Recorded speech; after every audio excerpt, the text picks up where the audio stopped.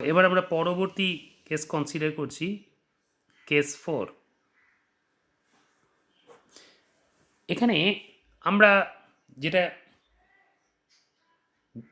Consider করব সেটা হচ্ছে আহিত কণাটা চৌম্বক ক্ষেত্রের সাপেক্ষে যে কোনো কোণে গতিশীল। তাহলে লিখে ফেলি, যখন আহিত কণাটি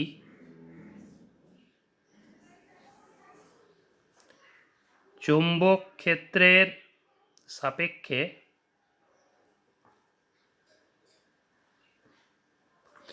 যে কোনো কোণে গতিশীল।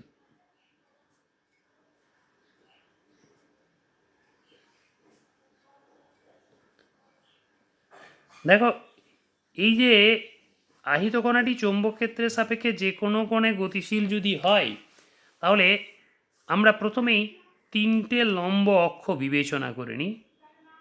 দেখো, একটি এক্স অক্ষ, একটি ওয়াই অক্ষ এবং একটি জেড অক্ষ। মনে করছি এটি হচ্ছে আমার এক্স অ্যাক্সিস ও এক্স, এটি হচ্ছে ওয়াই অ্যাক্সিস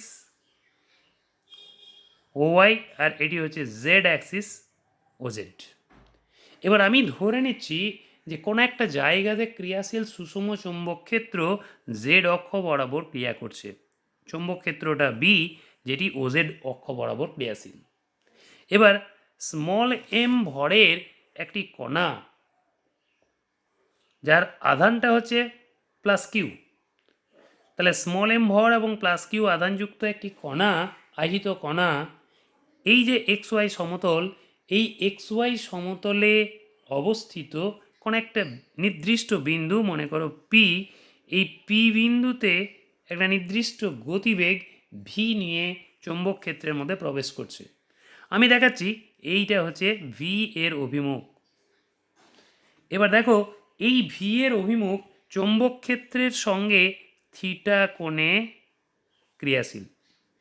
তাহলে আমি যদি ধরে নিই এই চৌম্বক ক্ষেত্রের যে অভিমুখ, যেটা জেড অক্ষ বরাবর, এই চৌম্বক ক্ষেত্রের অভিমুখের সঙ্গে ভি এর অভিমুখের অন্তর্ভুক্ত কোণ যদি ধরে নিই আমি থিটা, তাহলে এই ভি এর দুটো কম্পোনেন্ট পাবো। একটা চৌম্বক ক্ষেত্রের অভিমুখে, যার মানটা হবে, উপাংশটা হবে ভি কস থিটা, এবং ভি কস থিটার সঙ্গে পারপেন্ডিকুলার ডিরেকশনে যে কম্পোনেন্টটা পাবো ভি এর, সেটা হবে ভি সাইন থিটা। তাহলে যখন পি বিন্দুতে কিউ আধানে আহিত কণাটি, প্লাস কিউ আধানে আহিত কণাটি এক্স ওয়াই সমতলে বি চৌম্বক ক্ষেত্রের সঙ্গে থিটা কোণ করে প্রবেশ করছে ভি বেগ নিয়ে, তখন যে দুটি উপাংশ আমরা চৌম্বক ক্ষেত্রের অভিমুখে এবং চৌম্বক ক্ষেত্রের লম্ব অভিমুখে পেলাম, ভি কস থিটা এবং ভি সাইন থিটা, এখানে এই যে ভি কস থিটা, এই ভি কস থিটা উপাংশটার জন্য কণাটির উপরে কোনো রকম চৌম্বক বল ক্রিয়া করবে না, কারণ ভি কস থিটা এবং ভি হচ্ছে প্যারালাল, যার ফলে চৌম্বক ক্ষেত্র বরাবর আহিত কণাটির সমবেগে রৈখিক গতি উৎপন্ন হবে। আবার দেখো, এই যে ভি সাইন থিটা, এই ভি সাইন থিটা কিন্তু বি এর সঙ্গে পারপেন্ডিকুলার। তাহলে চৌম্বক ক্ষেত্রে যদি সমকোণে আহিত কণাটি ভি সাইন থিটা বেগে গতিশীল থাকে, তখন এই ভি সাইন থিটা উপাংশটার জন্য কণাটার যে গতি, সেই গতির পথটা হবে সমবৃত্তীয় গতি। একটু আগেই আমরা সেটা প্রমাণ করেছি। যে সমবৃত্তীয় গতিপথের ব্যাসার্ধ যদি আমি আর ড্যাশ দিয়ে ডিনোট করি, তাহলে আর ড্যাশের মানটা পাবো M V by Q V. এখানে ভি বলতে ভি সাইন থিটা, তাহলে M V sine theta by Q V. আমি মনে করছি এটা সমীকরণ 1। তাহলে দেখো, এই সমবৃত্তীয় গতির যে ব্যাসার্ধ, এই ব্যাসার্ধের যে সমীকরণ, সেখান থেকে যদি ভিটাকে বের করে নিই, তাহলে ভি ইজ ইকালস টু আমরা লিখতে পারি Q B R dashed divided by M sine theta. Let us suppose this is equation number 2. এখন দেখো, সমবৃত্তীয় গতির যে আবর্তন কাল, ভি সাইন থিটা উপাংশের দরুন যে কণাটির সমবৃত্তীয় গতি, এই সমবৃত্তীয় গতির যে আবর্তনকাল, সেই আবর্তনকালের ফর্মুলা আমরা আগেই পেয়েছি, সেটা হচ্ছে T is equals to 2 pi M by কিউবি।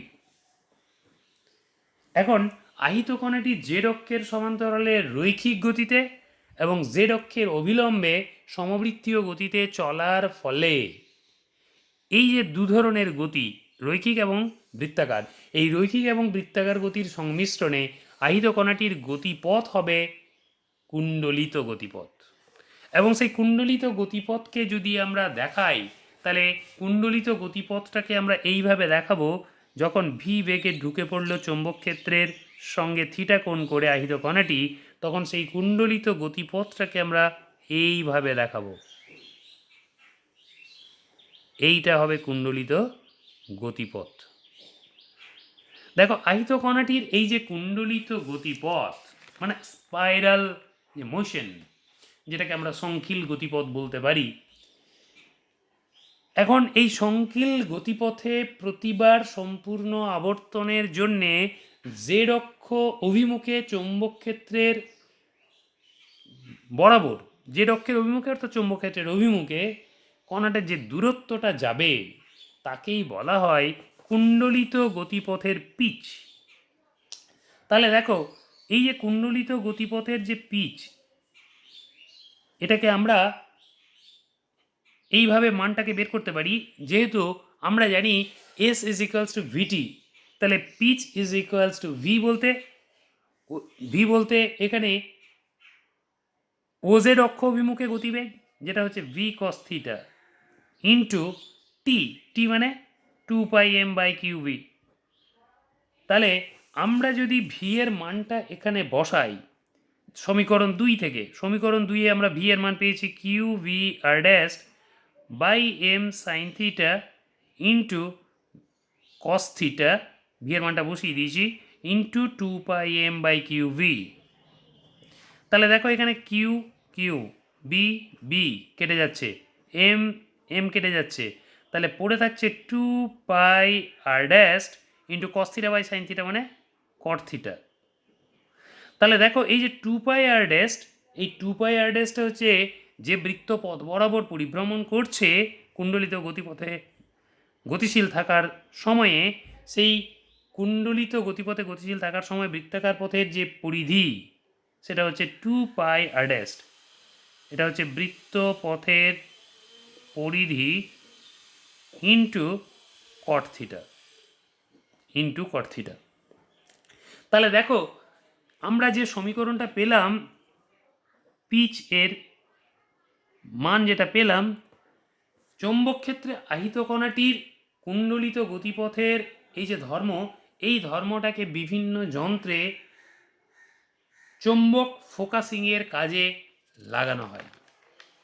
তাহলে এই হলো আহিত কণাটির যখন চৌম্বক ক্ষেত্রের সাপেক্ষে যে কোনো কোণে গতিশীল, তখন আহিত কণাটির গতিপথ কেমন হবে, কুণ্ডলিত গতিপথ, সেই কুণ্ডলিত গতিপথের ব্যাখ্যা এবং কুণ্ডলিত গতিপথে আহিত কণাটির চৌম্বক ক্ষেত্র অভিমুখে যে অতিক্রান্ত দূরত্ব মানে পিচ, সেই পিচ এর মানটা হলো 2πr dash into cot theta. Let us suppose this is equation number 3। আজ এই পর্যন্তই থাক, পরের দিনে পরের অংশ আলোচনা করা হবে। আর আজকের আলোচিত বিষয়ের উপরে যদি কোনো প্রশ্ন থাকে তাহলে জিজ্ঞাসা করতে পারো। ওকে, থ্যাংক ইউ।